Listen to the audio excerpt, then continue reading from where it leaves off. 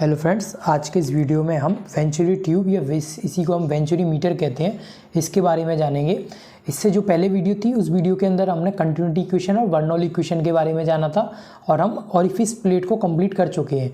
इन सभी सबसे पहले हम इन सबकी थ्योरी देखेंगे, थ्योरी के बाद हम इनके सबके डेरिवेशंस देखेंगे, जिनका सेपरेट वीडियो आगे अपन देखेंगे।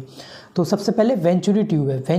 जो हमारा ऑरिफिस प्लेट था, ऑरिफिस प्लेट की हेल्प से हम क्या करते थे, डीपी क्रिएट करते थे और उसे डीपी की हेल्प से हम जो उसका स्क्वायर रूट रिलेशन है उसकी हेल्प से हम फ्लो रेट को कैलकुलेट कर लेते थे।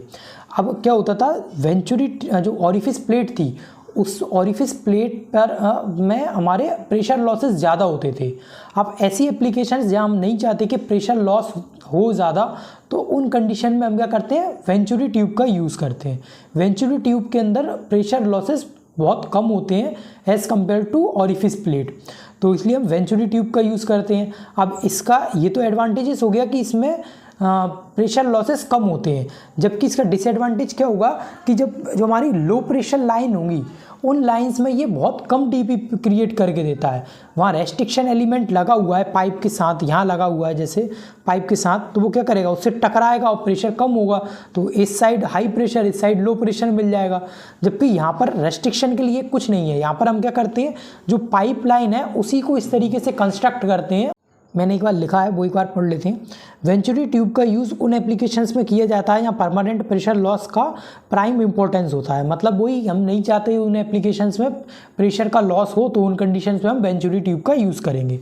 जहाँ विस्कस फ्लूइड के मेजरमेंट में मैक्सिमम एक्यूरेसी डिज़ायर्ड होती है, वेंचुरी ट्यूब में ऑरिफिस प्लेट की कंपेरिजन में लो डिफरेंशियल प्रेशर क्रिएट होता है। ठीक है, इसमें जब हम ये चाहते हैं कि हमारा प्रेशर लॉस कम हो, तो उसके कारण हमारा यहाँ पर हमें डीपी भी कम मिलेगा, डिफरेंशियल प्रेशर भी कम मिलेगा, जिससे प्रेशर लॉस कम होते हैं।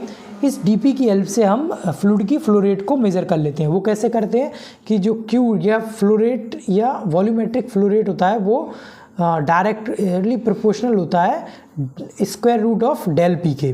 ठीक है, इस डेल पी के अलावा भी बहुत से फैक्टर्स होते हैं, जैसे वहाँ पर सी डी होता है, coefficient of discharge, C V होता है, कॉफिशिएंट ऑफ वेलोसिटी, ई होता है थर्मल एक्सपांशन, एम होता है, ए नॉट होता है। तो ये सब और भी अदर फैक्टर होते हैं, बीटा रेशियो होता है, तो वो हम आगे जब इसका डेरिवेशन करेंगे उनमें देखेंगे। पर अभी हम सिर्फ ये मान के चलते हैं कि यहाँ से हमें डीपी मिल गया, तो वो जितने भी फैक्टर हैं वो हमारा क्या होगा, एक तरीके से हमारा जो डेटा शीट होती है या एक तरीके की कांस्टेंट वैल्यूज़ हैं जो कि हमें डेटा शीट में अवेलेबल होती हैं, रेनॉल्ड नंबर है, तो ये सब चीज़ें हम उसमें डालते हैं। फॉर्मूला तो काफ़ी बड़ा हो जाता है और काफ़ी कॉम्प्लिकेट होता है, उसमें हम टेम्परेचर कंपनसेशन का भी यूज़ करते हैं इनमें।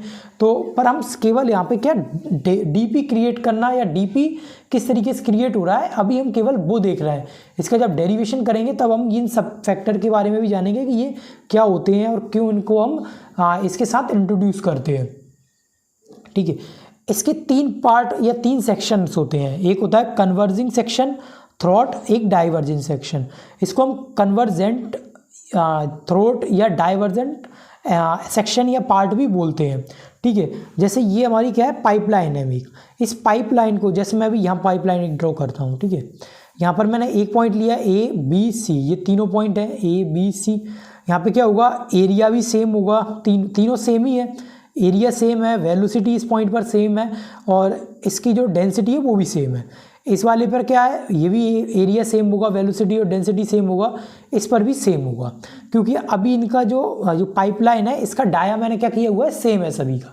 अब जैसे ही मैंने इसको यहाँ से नैरो किया, मतलब इसको यहाँ का एरिया कम किया, तो क्या होगा, अभी ये सभी फ्लूइड कौन सा है, इनकम्प्रेसिबल फ्लूइड, तो जो रो की वैल्यू होगी या डेंसिटी होगी वो तो चेंज नहीं होगी।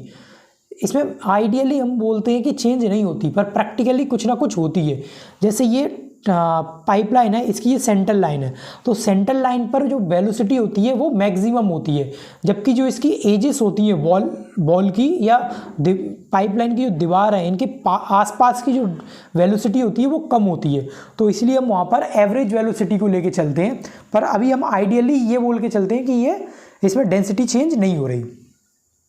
ठीक है, तो अभी यहाँ पर मैंने एक पॉइंट लिया, ये इसका डायामीटर कुछ और है, इसका डायामीटर कुछ और होगा, यहाँ पर डायामीटर कुछ और होगा, ठीक है। तो इसका क्या होगा, एरिया होगा A1, प्रेशर होगा P1, और मैंने बोल दिया रो तो सेम है ही इसका, और डाया हो गया D1 मान लेते हैं। यहाँ पर मैंने क्या किया, इसका एरिया नैरो कर दिया, कम कर दिया। तो अभी देखना, ये मेन पाइपलाइन थी हमारी, यहाँ से यहाँ तक का ये जो पार्ट है, इस पार्ट को हम बोलते हैं कन्वर्जिंग पार्ट या कन्वर्जिंग सेक्शन। इस वाले इतने जो पार्ट है, इस पार्ट को बोलते हैं हम थ्रोट। इस यहाँ से यहाँ तक का ये पार्ट है, इस पार्ट को बोलते हैं हम डाइवर्जिंग पार्ट या डाइवर्जिंग सेक्शन। अब ये डाइवर्जिंग सेक्शन का क्या काम है, प्रेशर को रिकवर करना वापस।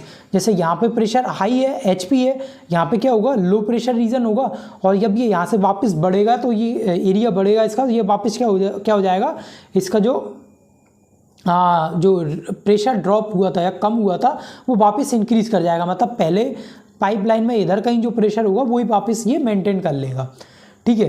तो सबसे पहले कन्वर्जिंग एक सेक्शन है, इस सेक्शन में पाइप कन्वर्ज होता है, अर्थात पाइप का एरिया डिक्रीज होता है, जिससे वेलोसिटी क्या होती है, इंक्रीज हो जाती है और प्रेशर डिक्रीज होने लगता है। यहाँ से प्रेशर डिक्रीज होना स्टार्ट करता है, ये जो थ्रोट है इस एरिया पे आके क्या होता है, प्रेशर डिक्रीज हो जाता है या लो प्रेशर रीजन आ जाता है।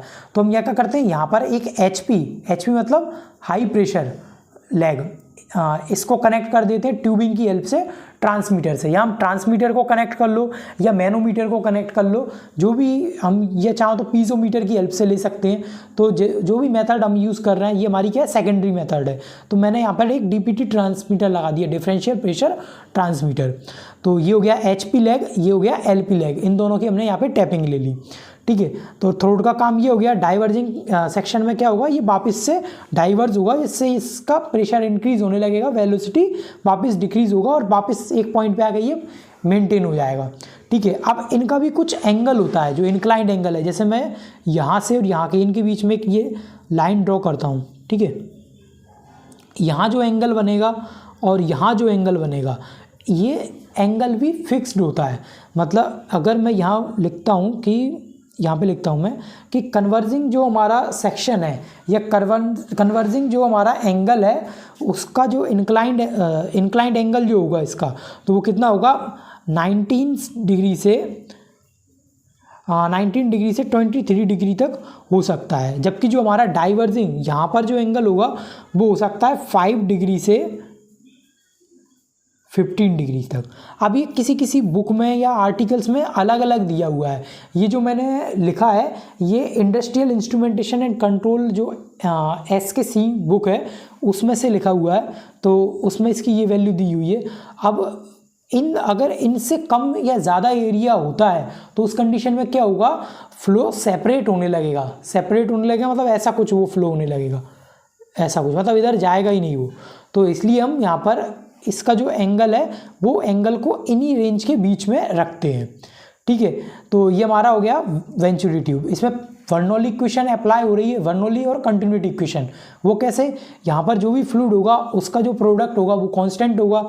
यहाँ पे क्या हुआ, यहाँ पर इसकी जो वेलोसिटी थी वो क्या हुई, इंक्रीज हुई, तो उस कारण वहाँ पर प्रेशर इसका क्या हो गया, डिक्रीज हो गया होगा। पर इनका प्रोडक्ट उस टाइम भी सेम रहा होगा और यहाँ पर भी वही सेम रहा होगा। मतलब हमारा यहाँ पर जो इनका यहाँ पर प्रेशर हेड, एलिवेशन हेड और वेलोसिटी हेड है, उनका एल्जेब्रिक सम हमेशा कांस्टेंट ही आ रहा है। मतलब आप नेक्स्ट है वेंचुरी ट्यूब के एडवांटेजेस और disadvantages. It causes low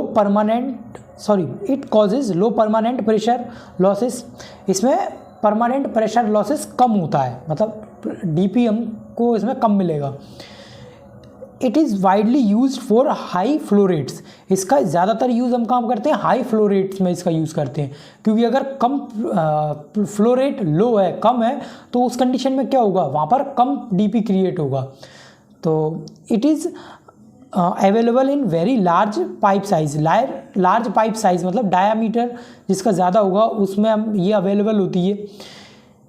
it can be use at low and high beta ratio. High beta ratio, low beta ratio दोनों में हम इनका यूज़ कर सकते हैं।